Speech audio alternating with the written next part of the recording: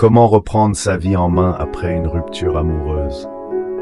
Les ruptures sont douloureuses, mais elles peuvent aussi être le point de départ d'une transformation personnelle.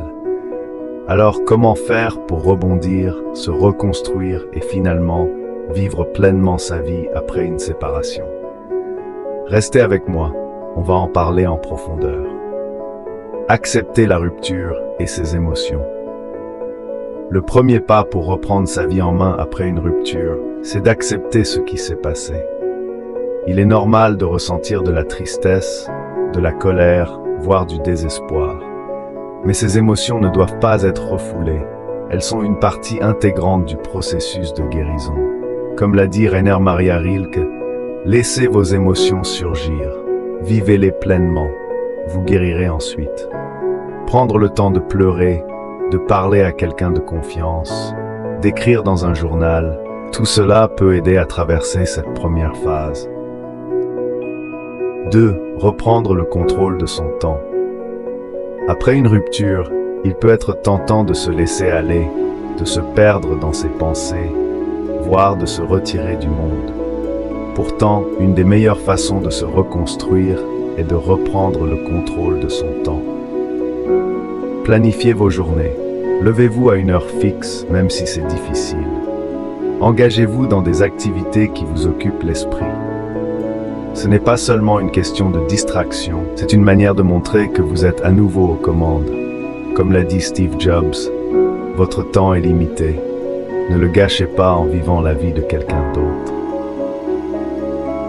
Se fixer de nouveaux objectifs. Une rupture peut parfois donner l'impression que tout ce à quoi vous aspiriez est perdu. C'est le moment de redéfinir vos objectifs. Qu'est-ce que vous voulez vraiment dans la vie? Cela peut être le moment idéal pour se concentrer sur des aspects de votre vie que vous aviez négligés. Peut-être un projet que vous avez mis de côté, une passion que vous n'avez jamais eu le temps de poursuivre, ou même un rêve que vous pensiez irréalisable. Il n'est jamais trop tard pour devenir ce que vous auriez pu être. George Eliot. 4. Prendre soin de son corps et de son esprit. La santé physique et mentale est souvent mise à rude épreuve lors d'une rupture. Pourtant, c'est précisément le moment où il faut prendre soin de soi. Reprendre une activité physique, même légère, peut faire des merveilles pour votre esprit. Le sport libère des endorphines, les fameuses hormones du bonheur, qui peuvent vous aider à retrouver le moral. La méditation, le yoga ou simplement la marche en pleine nature peuvent aussi être des moyens efficaces pour reconnecter avec soi-même et apaiser l'esprit. Comme l'a dit Bouddha, pour garder le corps en bonne santé, c'est un devoir, sinon nous ne serons pas en mesure de garder notre esprit fort et clair. 5. Entretenir des relations saines et positives.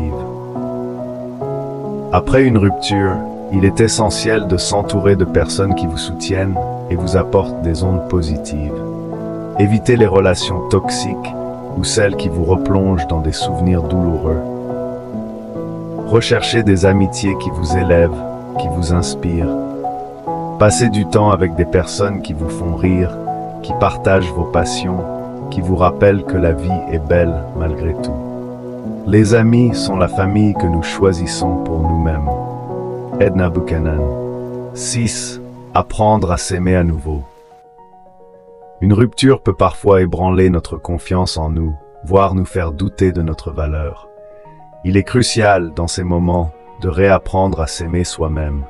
Cela passe par le pardon, non seulement de l'autre, mais aussi de soi-même. Ne vous blâmez pas pour ce qui est arrivé. Pratiquez la bienveillance envers vous-même. Parlez-vous comme vous le feriez avec un ami cher. Rappelez-vous de vos qualités, de vos réussites, et soyez fiers de la personne que vous êtes en train de devenir. Vous, autant que quiconque dans l'univers entier, méritez votre amour et votre affection. Bouddha. 7. Ouvrir un nouveau chapitre. Finalement, après avoir traversé ces étapes, vous serez prêt à ouvrir un nouveau chapitre de votre vie. Ce nouveau départ n'est pas seulement une page tournée, c'est une renaissance. C'est le moment où vous décidez de vivre pour vous-même, selon vos propres termes. Cela peut signifier de nouvelles rencontres, de nouveaux projets, ou simplement une nouvelle perspective sur la vie. Ce qui compte, c'est que vous soyez maintenant en contrôle, que vous avanciez avec confiance et détermination. Comme l'a dit Paulo Coelho, fermez certaines portes aujourd'hui, non par orgueil, mais simplement parce qu'elles ne vous mènent nulle part. Reprendre sa vie en main après une rupture n'est pas une tâche facile, mais c'est une opportunité incroyable de se redécouvrir, de se réinventer.